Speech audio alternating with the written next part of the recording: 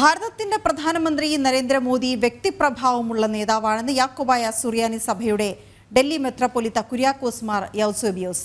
നരേന്ദ്രമോദിയുടെ നേതൃപാടവത്തെ അഭിനന്ദിക്കുന്നതായും കുര്യാക്കോസ് മാർ യൗസേബിയോസ് പറഞ്ഞു. BJP എന്ന പാർട്ടിയെ മാറ്റി നിർത്തേണ്ടതില്ലെന്നും ചേർന്ന് നിന്നു പോകണമെന്നും മെത്രാപ്പൊലീത്ത ഷാർജയിൽ ജനം TVയോട് പറഞ്ഞു. ഞാൻ ഈ അടുത്ത കാലത്ത് കഴിഞ്ഞ ക്രിസ്മസിന് മോദിജി ക്രിസ്മസിന് ഞങ്ങളെല്ലാവരും വിളിച്ചിരുന്നു.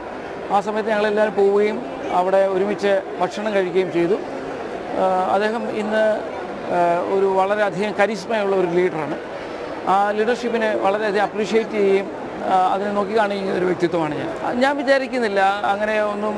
ഇത് മനുഷ്യർ അങ്ങനെ ഇവിടെ ഡിസ്ക്രിമിനേഷൻ്റെ ആവശ്യമുണ്ടെന്ന് വിചാരിക്കുന്ന ഒരാളല്ല ഞാൻ.